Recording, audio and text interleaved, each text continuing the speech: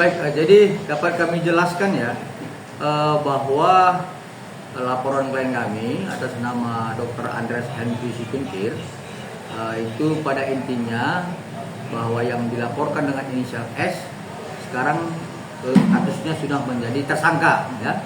Terhadap ketersangkaan dengan inisial S tersebut, pihak penyidik sekitar sebulan lalu telah melakukan pemanggilan pertama ya.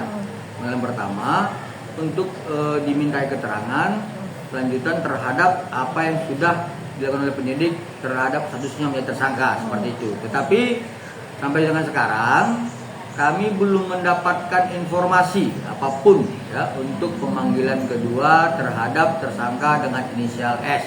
Itu nanti setelah nanti kami di Medan, kami akan kembali mempertanyakan kepada pihak penyidik apa sih sebenarnya kendala-kendala alasan sehingga kemudian inisial S ini belum dipanggil untuk pemanggilan kedua untuk dimintai keterangan lebih lanjut. Seperti itu, Mbak Dia.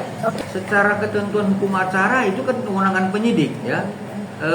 Sehingga ada pertanyaan besar bagi kami ya, kenapa begitu lamanya dari panggilan pertama sampai dengan sekarang belum munculnya panggilan kedua. Itu sebenarnya pertanyaan besar bagi kami. Dan juga SP2HP juga sampai sekarang belum kami terima ya. Jadi kalau kemudian apa yang menjadi strategi kami terhadap agar penyidik segera membuat panggilan kedua terhadap inisial S, ya pasti kami akan bersurat bahwa sebenarnya dengan jarak yang sudah begitu lama seharusnya penyidik sudah melayangkan pemanggilan kedua terhadap inisial S tersebut. Jadi begini Mbak Dia, kembali itu masalah kurang penyidik ya, diskresi ya.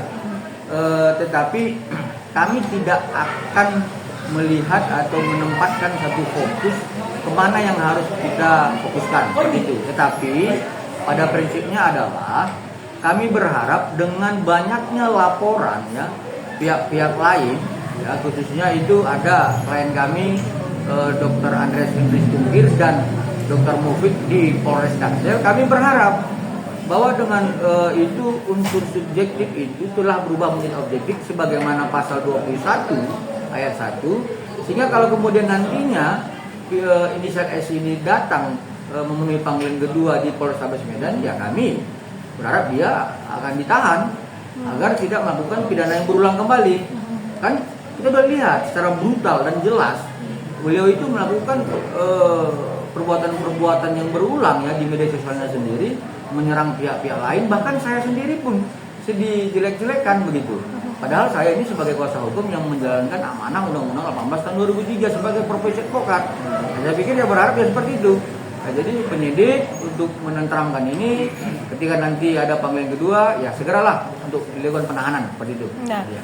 Bang, biasanya untuk seseorang mangkir dalam pemanggilan apalagi sebuah kasus maksimal berapa kali sih, atau mungkin nanti pas udah yang kesekian baru adanya namanya jemput paksa atau bagaimana, mungkin sedikit dijelaskan. Ya, jadi kalau misalkan nanti dalam pemanggilan kedua inisial S ini tidak memenuhi panggilan dari pihak penyidik, ya secara ketentuannya hukum acara itu akan dijemput paksa seperti itu. Ya, artinya dianggap bahwa ini tersangka inisial S ini tidak menghormati proses hukum. Nah, seperti itu dia Mbak Dia. Ini luar biasa, ini materi pertanyaannya luar biasa ini Mbak Dia ya.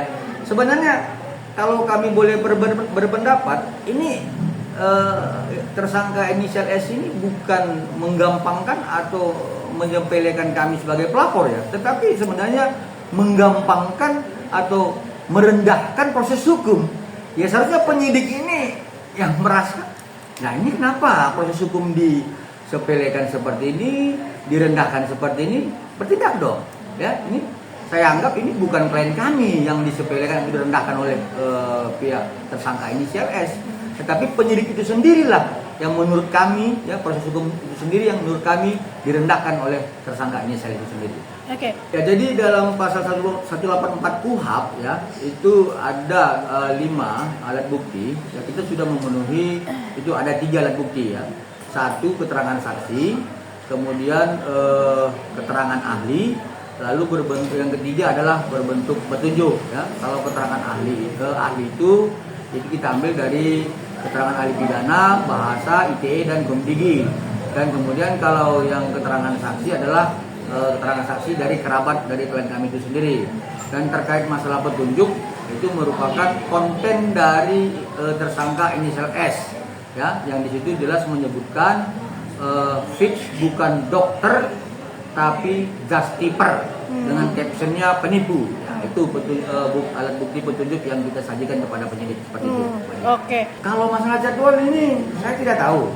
Tetapi dengan durasi waktu yang lebih sudah sebulan dari pemanggilan pertama sampai dengan sekarang tidak ada pemanggilan kedua, saya pikir tidak lumrah lagi. Nah, jadi seperti yang saya sampaikan tadi, yang direndahkan itu bukan kami, bukan pelapornya, tapi institusi Polri itu direndahkan, proses itu direndahkan oleh tersangka inisial S sendiri. Jadi ya kami berharap lah ya. Jadi agar kemudian asas equality before itu dapat diterapkan sehingga tidak semua nanti masyarakat yang sudah tersangka dapat merendahkan ya proses hukum dan institusi Polri seperti itu Pak ya. Kalau itu saya tidak bisa jawab ya. Pada prinsipnya yang pasti kita selalu berbicara berdasarkan ajas-ajas normatif ya.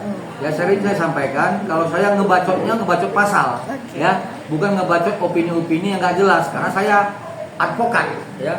Jadi kalau yang ngebacot pakai opini itu sebenarnya pedagang alpukat. Ya, jadi kalau saya advokat ini kan selalu berdasarkan pasal.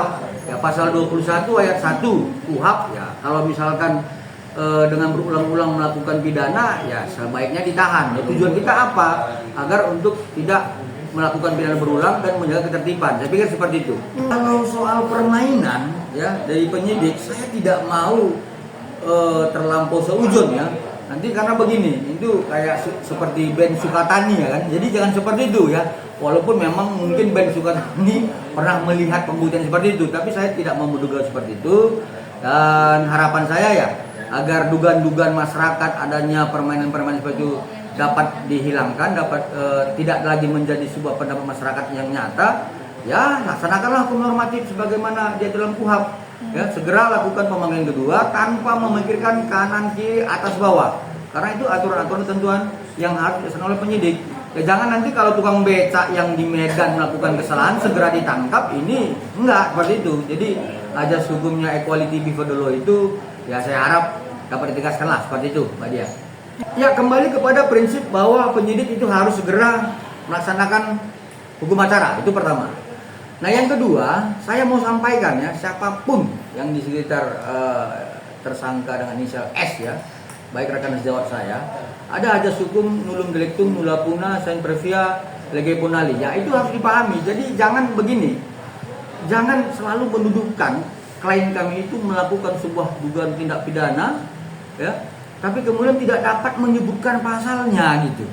Nah ini kan sebuah edukasi yang tidak baik dan tidak benar terhadap masyarakat. Memangnya ada justiper itu bisa dipidana? Ya, jadi yang pasti saya lihat penyidik itu mendudukkan unsur-unsur sebagaimana pasal 27A dengan minimal 2 alat bukti sebagaimana pasal 184 KUHP. Jadi saya pikir ayolah kita bicara kalau ini sebagai advokat bicaranya ngebacot pasal gitu loh. Jadi ngebacotnya jangan ngebacot keliling-keliling gitu. Jadi dipikir orang kita pedagang alpukat gitu loh. Maksud saya ayo mari kita berbicara agar masyarakat ini teredukasi, agar masyarakat paham sehingga tidak saling berbenturan di media sosial. Ya, jadi harapannya seperti itu kepada penyidik segera melakukan pemanggilan kedua dan janganlah menuduhkan sesuatu hal kepada klien kami itu melakukan pidana yang belum diatur pasalnya. Seperti itu Mbak Dia. Ya, Bang. Pasal 27A itu Undang-Undang Nomor 1 Tahun 2004 tentang ITE itu maksimal hukumannya 2 tahun.